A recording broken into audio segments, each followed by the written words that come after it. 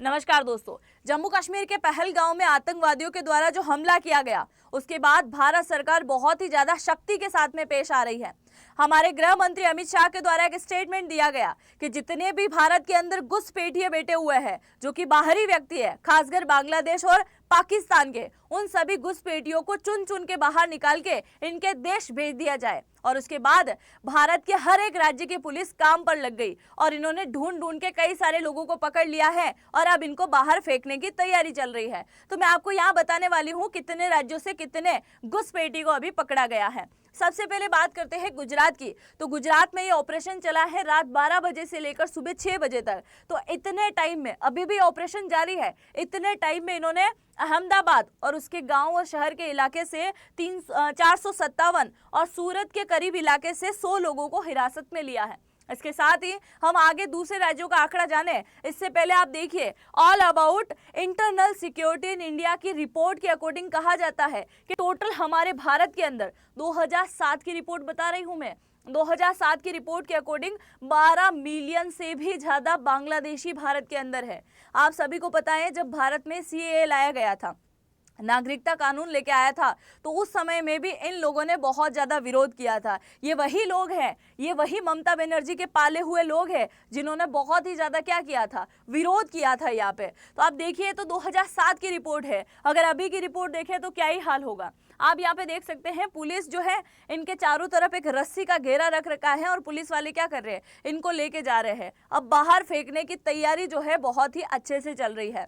अगर हम बात करें यहाँ पे असम की, अभी कुछ समय पहले हेमंता बिस्वा शर्मा ने एक रिपोर्ट भी पेश करी थी। उन्होंने बोला था कि झारखंड का जो संथाल परगना है, वहां पे कई सारे बांग्लादेशी आ गए हैं और कई सारी संथाल जो महिलाएं हैं उनके साथ में विवाह करके वहां की जनसंख्या बढ़ाई है। पूरे भारत में जहां इन बांग्लादेशियों की जनसंख्या 4% बढ़ी होगी, वो अकेले संथाल के अंदर इन्होंने 15% बढ़ाई है। तो हेमंता बिस्वा ने इसके ऊपर भी बोला था कि ये एक आपत्तिजनक विषय है, सोचने वाली बात है। अब असम के अंदर भी देखो 6 लोगों को यहाँ पे गिरफ्तार किया है और इन 6 लोगों के नाम भी यहाँ पे दे रखे हैं। इन लोगों को भी बाहर फेंकने की तैयारी चल रही है। तीसरा, हरियाणा के अंदर 460 पाकिस्तानी गिरफ्तार हुए हैं और इनके अंदर हिंदू फैमिलीज भी शामिल हैं जो धार्मिक स्थल का वीजा लेके यहाँ पे आई हुई थी।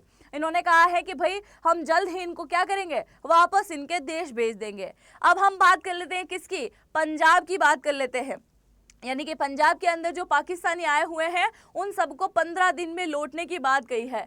इनमें कहा गया, एक महिला ने क्या बोला है न्यूज़ को, देखो आप, ANI की न्यूज़ के अकॉर्डिंग कहा गया कि हमारे पास 1.5 महीने का वीज़ा था। एक महिला बोल रही है पाकिस्तान की, लेकिन अब हमें 15 दिन में ही लौटना पड़ रहा है। जो कुछ भी हुआ है वह गलत है। आतंकवादियों ने जो किया उसकी कीमत हम जैसे लोगों को चुकानी पड़ती है। हम 10 साल बाद भारत आए हैं, वीज़ा पर आए थे, पर लोग जो है, भारत जो है क्या कर रही है, नरमी के साथ में पेश नहीं आ रही है। उनको नरमी बरतना चाहिए। देखो जरा, इतना सब कुछ कांड होने के बाद भी ये बोलते हैं कि नरमी के साथ में पेश आओ। इसके अलावा यूपी की अगर हम बात करें तो 4 पाकिस्तानी महिलाओं को यहाँ से भेजा गया है, जो कि टूरिस्ट का वीज़ा यहाँ पे वो लेके आई हुई थी। अब सेकंड बात ये आती है दिमाग में कि इतने सारे लोग यहाँ पे आए हैं, इनको वापस जाने की बात जो है लगातार कर रहे हैं। अभी कुछ टाइम पहले हमारे BSF के जवानों के द्वारा भी 600 से ज़्यादा बांग्लादेशियों को बॉर्डर पे रोक दिया गया था। वो भी भारत में लगातार घुसपैठ कर रहे हैं। इसके साथ ही जब भी बात आती है कि बांग्लादेशी या पाकिस्तानी लोग भारत के अंदर घुसे होंगे,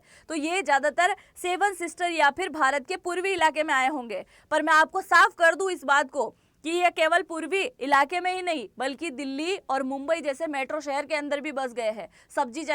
सब्जी के ठेले चलाने का काम कर रहे हैं। ये आपको झुग्गी झोपड़ी में नजर आ जाएंगे। और 1971 के बाद से ही तो इन लोगों ने एक सिलसिला से जारी कर दिया है। 1971 में जब हमने इनको आज़ादी दिलाने में काम किया था बांग्लादेशियों को पाकिस्तान से, तो उसके बाद में लगातार जो है हमारे यहाँ पे शरण ले रहे हैं। और सबसे ज़्यादा सोचने वाली बात तो ये है कि जब माफ़ कीजिएगा, सबसे ज़्यादा सोचने वाली बात तो ये है कि जब शेख हसीना की सरकार गिरी और उनकी सरकार गिरने के बाद जब अंतरिम सरकार बनी थी मोहम्मद यूनुस की, तो उसके बाद से लगातार जो है कई सारे लोग क्या कर रहे हैं, भारत की तरफ आने की तैयारी कर रहे हैं। तो अब देखो ये तो सिलसिला शुरू हो चुका है। अभी तो जिन राज्यों का डेटा आया है उनका मैंने आपको बताया है। आगे आप जरूर से कमेंट कीजिएगा, दूसरे राज्य का जैसे ही डेटा आता है मैं आपके सामने पेश कर दूंगी ला के।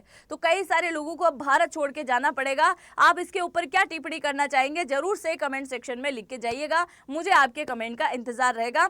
चैनल पे पहली बार आए हैं तो चैनल को सब्सक्राइब करना बिल्कुल भी मत भूलिएगा। हम मिलते हैं नेक्स्ट वीडियो में, तब तक के लिए जय हिंद, जय भारत।